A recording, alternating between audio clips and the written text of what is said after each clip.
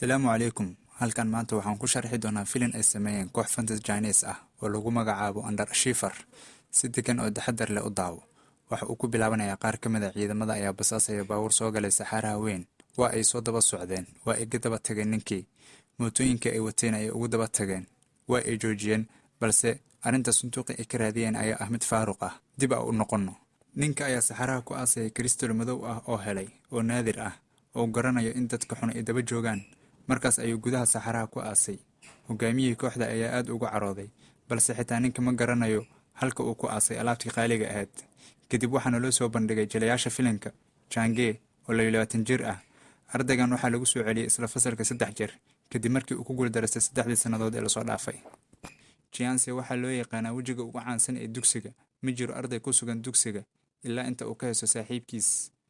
Saaxiibka ugu fiican Xiang Fai sidoo kale waa Chance markii uu 2 jeer uu ku guuldareystay. Diyu waa meesha laga helo guuldareystayaasha fasalka. Chance ayaa ka dhacay kursigiisa. Qof kasta waa uu ku qoslay, macalinka ayaa istaajiyay inta uusan ciqaabin. Si joogto ah ayay ugu cagjugulayaan ardayda isku fasalka ay yihiin, balse waxa uu wali ka qabaa inuu mar baaso imtixaanka jaamacadda. Isha ugu weyn ee ku dhiirigeliya waa mid ka mid ah saaxiibtiisa dhigata fasalka oo lagu magacaabo Shayan. Maalin walba waxa ay siisaa nanac si uu u sii wanaajiyo. Waxa ay sidoo kale ka mid tahay kuwa aan ku qoslin dhibka lagu sameeyo.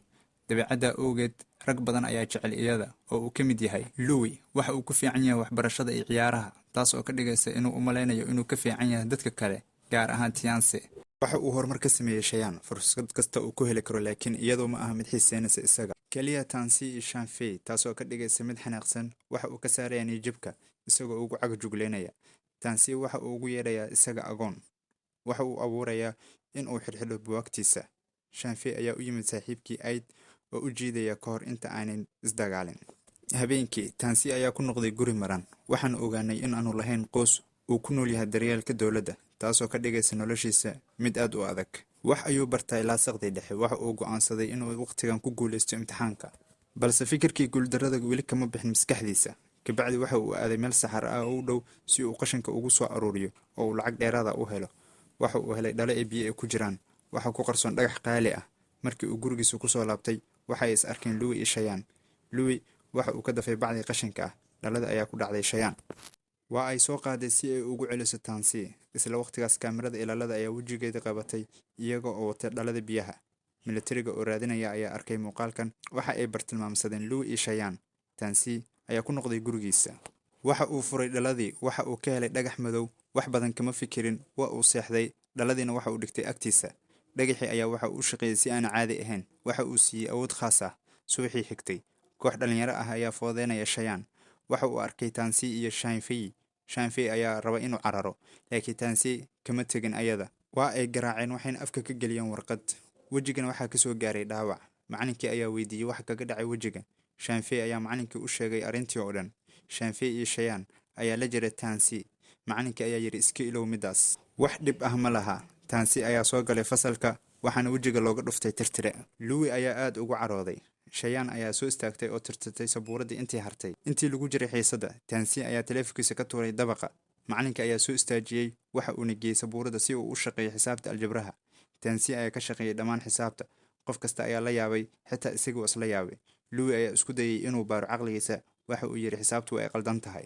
Macalinkii ayaa yiri xisaabtu way saxantahay fadhiiso. Chance ayaa weli xasuusan waraaqdii uu cunay inay xalisay xisaabta. laba iskugu daray oo ku qiyaasay inuu awood weyn u helay markii uu cunay warqad ay ku qoran tahay xog badan oo ku saabsan dugsiga. Kadib Xiang Fai waxa uu sheegay wax walba oo ku saabsan isaga, laakiin Xiang Fai ma rumaysan isaga. Taabadalkeeda waxa uu u maleynayaa inuu horay u soo bartay, haddana uu ilaaway. Si uu u tijaabiyo haddii uu run sheegayo, waxa uu cunay warqad dhammaan farsamooyinkii dagaalka oo uu ku bartay fasalka karate. Markii uu ku soo laabtay guriga, waxa uu markale la kulmay kooxdii tuugada ahayd.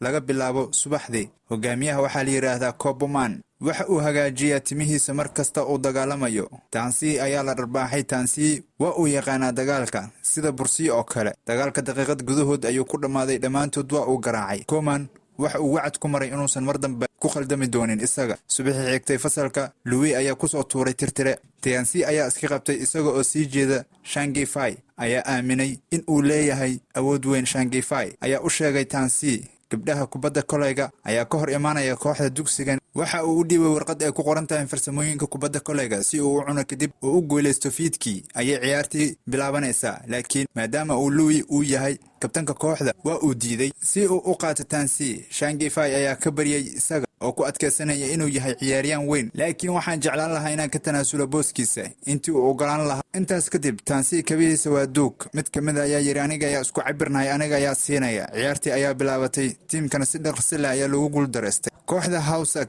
ee dugsiga kasoo horjeeda ayaa ogaaday inay yihiin daciif. dhamaadkii qaybtii hore iyagoo aan waxba dhalin ayaa waxaa lagu kala mariyay 26 dhibcood. intii lagu guda jiray waqtigii nasashada, Cheyenne ayaa u keentay Tansy kabihii walaalkeed ay isku cabir yihiin. Louis qofna si fiican uma ciyaarin, waxa uu caayay saaxiibadiis, taas oo keentay inay dagaal gudaha uu ka dhaco. Louis macalinka ayaa ku bedelay Tansy. markii hore Louis waxba kama qaban sababtoo ah waxa uu lumiyay ciyaarta. si kastaba ha ahaatee, laakiin Tansy ayaa bilaabay goolalinta.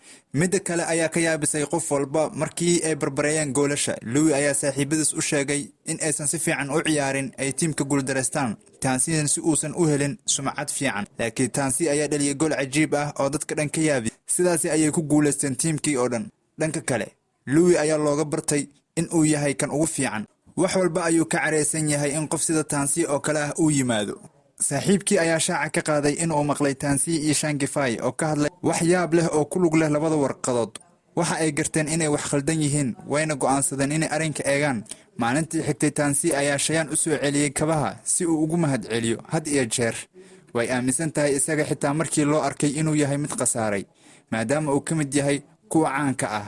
Tansy ayaa ku fikiray inuu ku guuleysto iyada. waxa ay wada aadeen guriga. waxa u bilaabatay maalin qurux badan. maalintii xigtay waxa ay aadeen xeeb. halkaas ayay si wada jir ah ugu heesayaan. waxa ayna dareemayaan in qofba qofka kale uu jecel yahay. Louis ayaa cabitaanka ugu daray kaniini calool xanuun. waxa uu u dhiibay Cheyenne si ay ugu geyso Tansy, si uu ugu bahdilo Cheyenne horteeda. qorshihii ayaa halaabay. cabitaankii waxaa cabay macalinkii ayaa ku cararay musqusha. ardayda oo dhanna waa ay ku qosleen. maalintaas kadib, Tansy ayaa cunay warqado oo ay ku qoran yihiin casharadiisa, laakiin waxa u muuqda inuu ogaaday in xasuusta warqadu ay meel ka buuxinayso madaxiisa ayay ka qaadatay inuu bilaabo inuu iloobo dhacdo ku dhacday noloshiisa dhabta ah. haddii uu sii wado adeegsiga awoodda Crystal ee sixir, waxaa laga yaabaa in uu maalin iloobo cidda uu yahay. waxa uu aad kaga baqayaa in haddii dib u soo laabto in uu noqdo qof khasaaray. Cheyenne ma doonayso inay la sii joogto in badan. hogaamiyihii nidaamka Crystal ayaa helay combo. waxaa loogu hanjabay inay sheegaan Louis iyo Cheyenne oo ku sugan iskoolka. Louis ayaa Cheyenne ka codsaday inuu u raaco gurigeeda, inkastoo ay ka diiday marar badan. si lama filaan ah, qof ayaa gadaal uga soo weeraray oo u kaxeeyay. waxaa la weydiiyey Crystal oo aysan waxba ka ogeyn, laakiin ragga ayaa u sharaxay waxa Crystal uu yahay. Louis ayaa u sheegay inuu hayo Tansy. waxa uu siiyey taleefankiisa. waa ay waceen.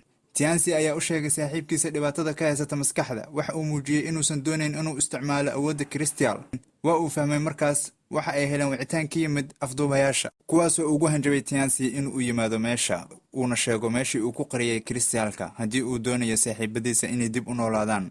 Tansy waa uu ogyahay in xitaa kadib markii uu u gacan galay, Tansy waxa uu cunayaa warqado badan oo ah xirfadaha dagaalka oo kala duwan si uu ugu dhigo kooxda burcadka ah cashar ka hor inta uusan bixin.